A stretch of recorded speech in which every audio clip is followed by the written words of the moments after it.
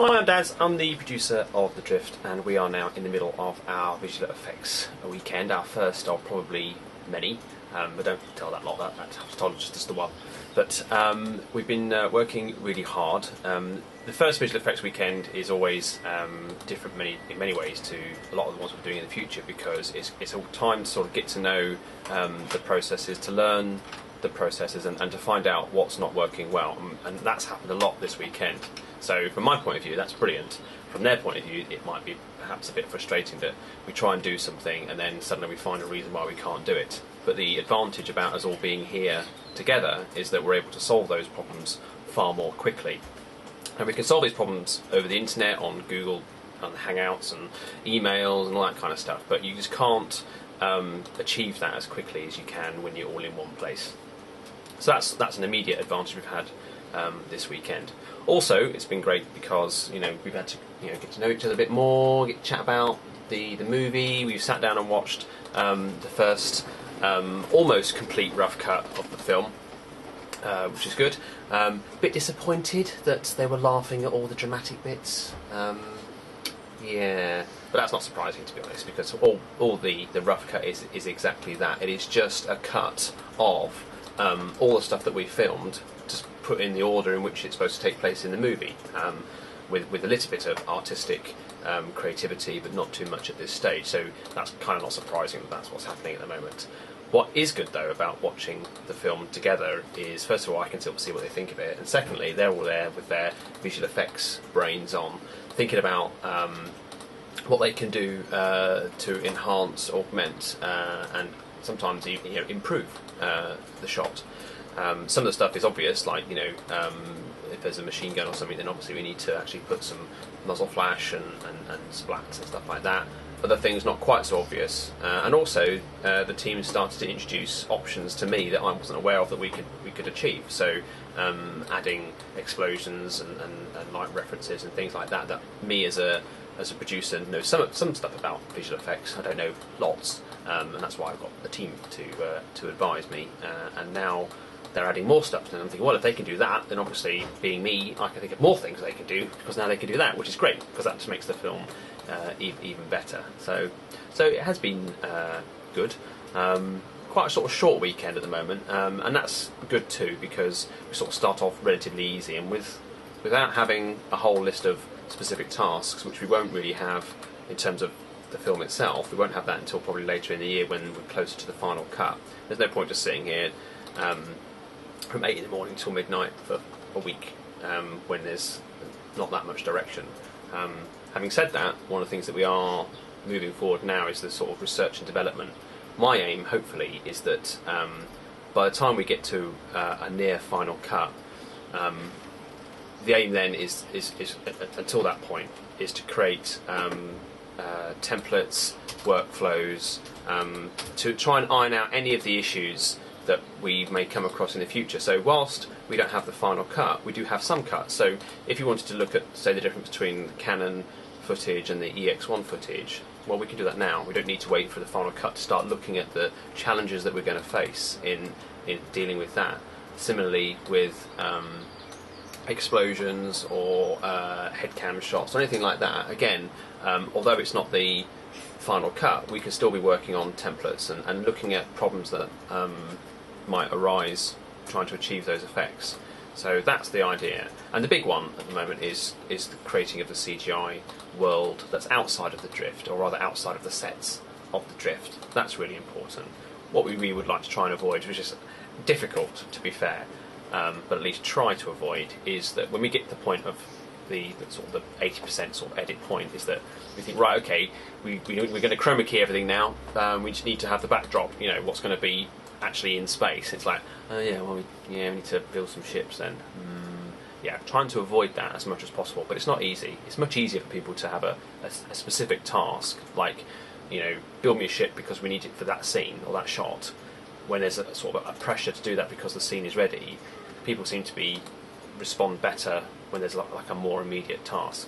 So it's asking a lot of the team, especially when we're sort of spread throughout the galaxy, trying to actually build these models. But they're doing it, and Helen, who's sat there, hi Helen, has been working with some of my team who aren't here this weekend and started saying, well, how many ships can you make? What sort of styles can you do?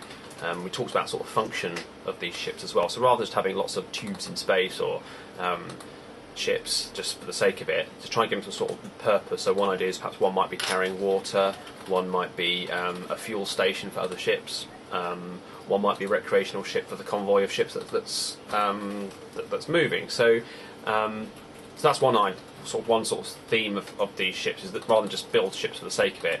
Now there will still be just generic ships as well, because that's just movie world. The other thing I'm sort of trying to avoid is to make these ships look like they're actually spaceships rather than ships that are sort of earthbound, as in flying in atmospheres, so cockpits with big glass and stuff like that. That's not really realistic. Even the Deliverance has, although it's got two large glass panels, that's all it has. It doesn't have an all-round seeing cockpit and all that kind of stuff. It's just not, I might say not realistic, none of it is, but the idea is to give it that sort of limited feel that it's come from Earth rather than just some other type of universe. So they're working on that in the background as well. I've just had the last load of logging sheets from Sue, who has done a sterling job over the last couple of months logging best part of 5,000 clips, writing about every single one of them. So it's me thinking I've seen the film a lot. Well, she's seen all of it from every single possible angle and every single take. So big thanks to Sue for getting that done. But that means now that I'm in a position now that I can finish off the rough cuts. I've got probably 4 more scenes to do.